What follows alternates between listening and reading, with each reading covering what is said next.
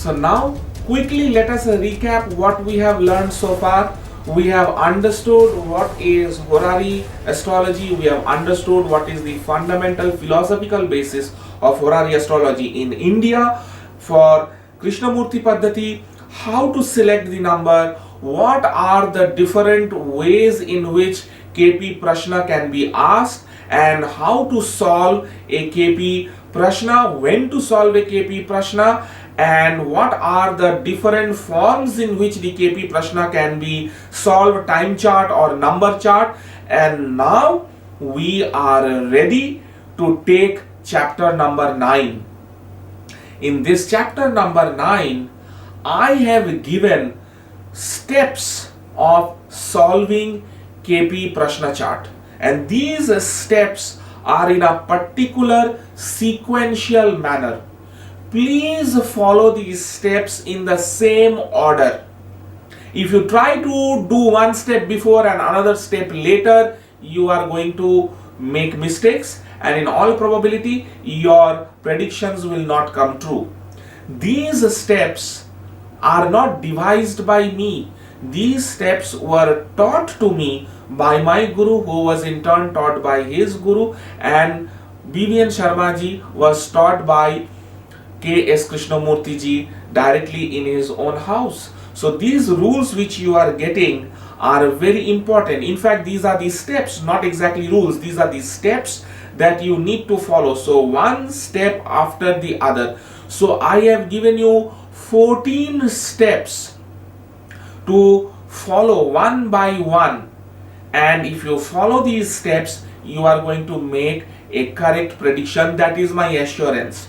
So let us now understand what are these 14 steps, and please remember, memorize and apply these 14 steps in the same order as now I am telling you.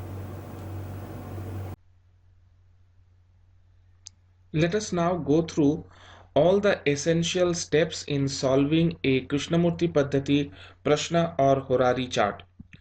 First thing to remember is you must obtain or get a single question or a very small set of a related question from your client or querist, and this single question or this small set of question must be on a single matter only. For example, if somebody asks, I am not getting married, is there any marriage possibility for me? If so, when is the marriage likely to happen, and how is going to be my married partner? Now this is a single set of related question, and the matter is also a single matter, which is marriage. Otherwise, a person can ask a single question: I have given a job interview. Will I get that job? Now, this is a single question and it is not a small set of questions. However, even though it's a single question, it is about a single matter, and that is getting a job. So, first and foremost rule is that you must get a single question from your querist. Second, once you understand the question very clearly, it is very important that you will ask your client or querist to think about his or her God, or he or she will premeditate in her or his mind about the question, and then you are going to get a number anything between 1 to 249. So you are going to tell your client that please think about your question, please think about your God, or you premeditate, you calm down your mind and let a number flash in your mind. You are not going to put a random number into the software, nor you are going to ask to open a book, because a book can be more than 249 pages. You are not going to do any kind of lottery or any kind of other methods of getting a KP Horari number. You are going to ask your client, because your client is carrying the seed of the answer along with the number, which I have already explained to you at the beginning of this course. And in case if you are doing a KP time chart, then you need not get any number. Let the question be asked to you and you immediately sit down and cast the KP time chart, which is also another form of KP Prashna or Horary chart. So in case if you are asking for a number, also make sure that you tell your client or querist not to give any numerological number, not to give any lucky number, not to give any number which he considers as very good or which is very nice. So you are going to ask for a number that immediately comes to his mind. Third thing is, as soon as you get the number or as soon as you get the question, it is very important that you sit for your judgment. This is because it is important that you honor the time at which you are receiving the question. So do not procrastinate. Do not wait for 1 day, 2 day, 3 day for the analysis to be done. And I always suggest use a very reliable computer aided astrology software like Jyotish Deepika version 5.2.2, which is not only accurate, it helps you to arrive at a very correct prediction without putting lot of data in front of you. So it will give you minimum data and maximum analysis will be possible by you to do it. The fourth step is to look for genuineness of the query through the significations of the required house as reflected by the horary moon, because many a times the client is not able to articulate all the intention and the hidden desires that he would like to ask from you. There are sometimes social taboos in countries like India where people do not ask questions because it is not socially correct to ask those questions. But you as an astrologer, you must be capable of understanding all those hidden desires and questions. So the genuineness of the query is reflected by the horary moon, and also a lot of hidden questions and hidden desires are also understood by the horary moon, which is also known as muk prashna or questions that are hidden. So the first and most important thing after you cast a horary chart is to look for genuineness of the querent. Sometimes a client might come with an entirely different set of question in his mind but asks you a different question. The number will reveal the genuineness of the query through the horary moon. It is also important that even if you are doing a time chart, you check for the horary moon's connection and signification of the required houses. Next thing is to look at the prime or main house cusps that are associated with the question. So if the question is about getting a job, your main house cusp is the sixth house. If it is about change of job, then it is the fifth cusp. If it is the birth of a child for a female, then it is the fifth cusp. So you need to look at the prime or the main house cusp and then the associated house cusp for the significations of the required houses of the query. So if it is marriage, your main house cusp is seventh house, and then you are also going to check for the second cusp and the 11th cusp.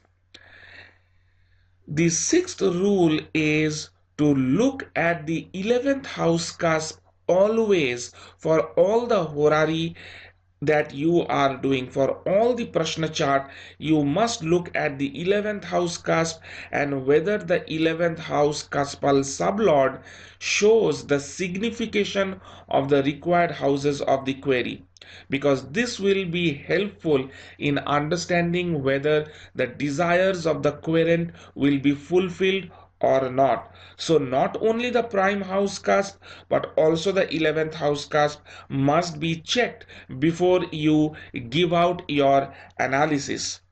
Then it is important to take a decision whether the answer is positive for the question or is it negative for the question? In other words, the question that has been put by the client, whether it is going to happen for the client or it is not going to happen for the client.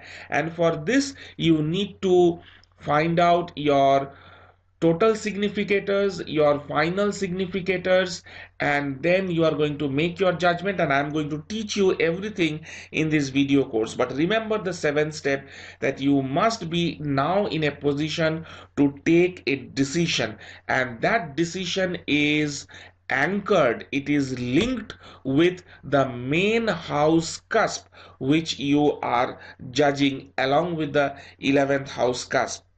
Then if the answer is positive or affirmative, you need to find out the total significators of the required houses, or in other words, they are the favorable houses. Now, please remember, this word favorable is a relative word. In other words, favorable for the question, it is favorable for the query. There is nothing called as an universally favorable house or set of houses. I am not saying that. Favorable means for the question. So if the question is childbirth, the favorable houses are 2, 5 and 11. If the question is about a job or getting a job, it is 2, 6, 10 and 11. So favorable means houses that are related with the question. So you need to find out the total significators. I am going to teach you in this video course how to find out total significators. Then you are going to use your ruling planets at the time of judgment. Jyotish Deepika already provides ruling planets for your time of judgment. You are going to use these ruling planets and you are going to shortlist out of the total significators. You are going to shortlist the final significators. So total significators is a big list. With the help of ruling planets, you are going to shorten down the list, you are going to make the list smaller, and you are going to arrive at the list of final significators. Then you are going to look at the Dasha, Bhukti and Antara, which we in short call as DBA, the DBA periods. So the DBA period which is running during the Prashna analysis, and I call this Dasha as Prashna Dasha. This is not any different kind of a Dasha. This is simply Vimshottari Dasha, but it is not a birth chart dasha. It is the dasha that is occurring during your prashna. It is a normal Vimshattari dasha, but occurring during your time of judgment. So it is prashna dasha. So you are now going to analyze in the 10th step the dasha, bhukti and antara which is running during the prashna analysis. And now you are going to match the final significators and the Dashabhukti Antara along with the ruling planets. So DBA plus the final significators you are going to match, and you are going to now arrive at a concrete result, and that result will have to be checked with the help of the favorability of transits. I will be explaining all these rules during my video course, but right now I'm giving you a overall view, a bird's eye, complete comprehensive view of how you should be approaching a KP Prashna chart analysis. So you are going to check in the 12th step the favorability of the transits. Then on the 13th step, you are matching your final significators, your Dashabhukti Antara, you are matching the ruling planets, checking the favorability of the transits. So that is step number 9, 10, 11 and 12. And then you are finally making your prediction. You are boldly declaring your prediction, and you must have faith in God, faith in your guru while you are making your prediction. Don't have lack of confidence. Now, those of you who would like to know what are the rules of transit, what are the other ways in which you find out the significators. I will suggest you that you must go through my Krishnamurti Paddhati video course, which comes in three levels: foundation, advanced, and professional.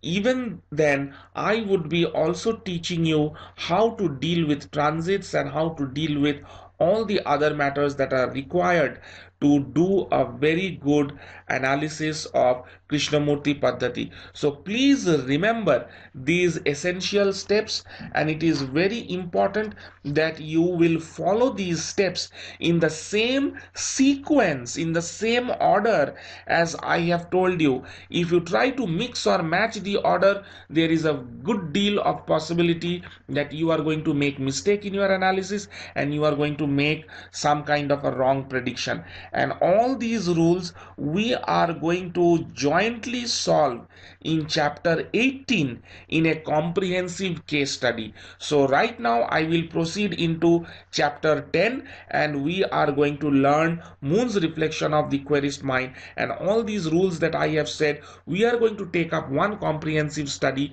and we are going to apply that.